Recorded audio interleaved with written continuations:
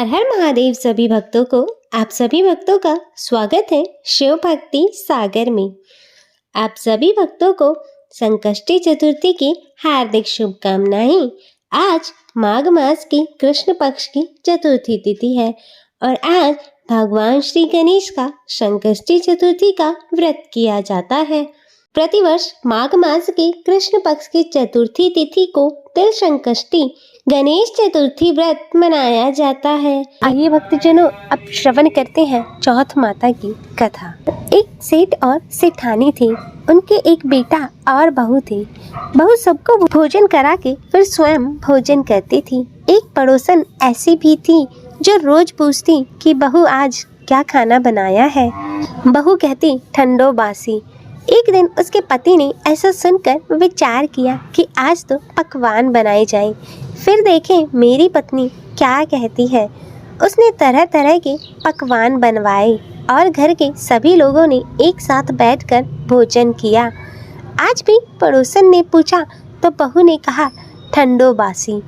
सेठ के लड़के ने सोचा हो न हो कोई तो बात अवश्य है जिससे मेरी पत्नी ऐसा कहती है। उसने पत्नी से पूछा तुम रोज ठंडो बासी खाया ऐसा क्यों कहती हो, जबकि हम सबने तो एक साथ बैठकर कई तरह के पकवान खाए। उसकी पत्नी बोली हम सब जो खा रहे हैं वह बाप बूढ़ों की कमाई का है। जिस दिन आप कमा कर लाओगे उस दिन मैं समझूंगी कि हम ताज़ा भोजन कर रहे हैं। अब एक दिन लड़के ने माँ से कहा मैं एक बड़े शहर में कमाई करने के लिए जा रहा हूँ। माँ बोली बेटा अपने पास इतना धन है कि खाया नहीं खूटेगा। माँ के मना करने पर भी बेटे ने स्वयं कमाने का दृढ़ निश्चय कर लिया और जाते समय अपनी पत्नी से कहा जब मैं बहुत सा धन कमा कर लेकर ना आऊं तुम चूल्हे की आग बुझने मत देना। एक दिन चूल्हे की आग बुझ गई तो वह मन ही मन घबराने लगी कि कहीं मेरे पति पर कोई संकट तो नहीं आन पड़ा। जल्दी से पड़ोस में से आग लाकर चूल्हे में रख दूं। ऐसा विचार करके पड़ोस में गई। वहाँ पड़ोसन चौथ माता का व्रत पूजन कर रही थी। पड़ोसन ने कहा थोड़ी देर में आकर ले जाना। बहू ने पड़ोसन से पूछा आप यह व्रत क्यों करते हैं, इससे क्या फल प्राप्त होता है। पड़ोसन ने कहा कि चौथ माता के इस व्रत को करने से अन्न लक्ष्मी मिले और मनोकामनाएं पूर्ण हों। और अब बहू भी चौथ माता का व्रत करने लगी। दीवार पर चौथ माता बनाई। उस दिन घी गुड़ का चूरमा बनाकर रात्रि में चंद्रमा को अर्घ्य देकर भोजन करती। ऐसा करते करते बहुत दिन व्यतीत हो गए। चौथ माता ने उस बहू के पति को सपना दिया कि साहूकार का बेटा तू जागे कि सोवे, तेरी पत्नी तुझे बहुत याद कर रही है। घर जाकर उसकी चिंता मिटा तो दुकान खोलकर कंकु केशर का पगल्या बनाकर बैठ जाना। आज तेरा हिसाब किताब चुकता हो जाएगा। अब तो चौथ माता ने जैसा कहा था वैसा ही हुआ। उसने घर जाने की तैयारी की और गाड़ी भर के धन दौलत देकर चल दिया। रास्ते में एक बड़ा सा काला नाग फन फैलाए बैठ गया और कहने लगा आज तुझे मैं डसूंगा, छोड़ूंगा नहीं। आज तेरी आयु पूरी हो गई है। सेठ के लड़के ने कहा आज चौथ माता ने मुझे स्वप्न दिया है तो मैं पत्नी से मिलने घर जा रहा हूँ।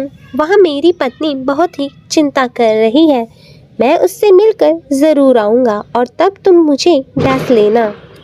नाग ने कहा तुम शपथ पूर्वक ऐसा कह कर जाओ तो मैं तुम्हें घर जाने दूंगा, परंतु यदि तुम लौट कर नहीं आए तो मैं तुम्हारे घर आकर तुम्हें डस लूँगा। इस प्रकार सर्प को वचन देकर वह अपने घर पहुँचा। वहाँ सभी से हंसी खुशी मिला और भोजन करने उदास होकर बैठ गया। उसकी पत्नी ने उदास होने का कारण पूछा तो पति ने काले नाग वाली बात बताते हुए कहा यदि मैं उसके पास नहीं जाऊंगा तो वह घर आकर ही मुझे डस लेगा। पत्नी बहुत ही चतुर थी। उसने कहा कि आप घबराओ नहीं, लेट जाओ, मैं एक उपाय करती हूँ। पत्नी ने कमरे की 7 पैड़ी धोई।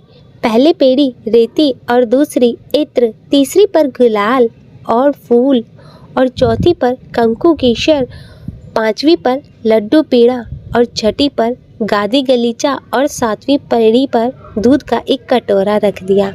इस प्रकार वह सातों पेड़ी सजाकर बैठ गई। आधी रात होते ही नाग आकर पेड़ी चढ़ने लगा।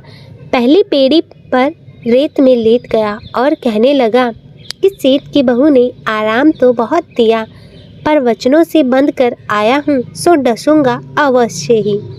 इसी प्रकार सातों पेड़ियों पर नाग आराम करता हुआ और कहता हुआ कि डसूंगा तो ज़रूर कहकर कमरे में जाने ही वाला था कि चौथ माता ने विचार किया कि मैं इसे नहीं बचाऊंगी तो संसार में धर्म कर्म और व्रत पूजन कौन मानेगा। अब तो गणेश जी, चंद्रमा जी और चौथ माता ने उसे बचाने का विचार किया। चंद्रमा जी ने उजाला किया और चौथ माता ढाल बनी और गणेश जी ने तलवार लेकर नाग को मार दिया और ढाल से फेंक दिया। अब बहू भी थकी हारी सो गई। दिन उगा तो लोग बेटे से मिलने आए, परंतु बेटा बहू तो उठे ही नहीं थे। बहुत ही देर हो गई थी तो माँ ने उन्हें उठाने गई। माँ ने सातों पेड़ियों पर जो कुछ देखा तो बहुत ही घबरा गई और बहू बेटे को आवाज़ लगाई। बेटा बहू को आवाज़ लगाई। बेटा बहू उठे तो देखा कि एक ढाल तलवार वहाँ पड़ी हुई है। अब ढाल उठाई तो वहीं काला नाग मरा हुआ पड़ा है। बेटा बहू ने सोचा कि आज तो धर्म कर्म ही आड़े आए, जो भगवान गणेश जी और चौथ माता ने अपनी रक्षा की। हे चौथ माता, जैसे आपने सेठ के बहू बेटे की रक्षा की, वैसे ही सभी की रक्षा कीजिए। बोलो चौथ माता की जय। तो प्रिय भक्तजनों, यह थी माघ मास के कृष्ण पक्ष की चतुर्थी के दिन सुनी जाने वाली कथा। मैं आशा करती हूँ कि आपको यह कथा पसंद आई होगी। वीडियो अच्छी लगे तो इसे लाइक करें, शेयर करें और चैनल को सब्सक्राइब कर नोटिफिकेशन बेल को ज़रूर ऑन करें और कमेंट में चौथ माता की जय लिखना ना भूलें। हर हर महादेव। ओम नमः शिवाय।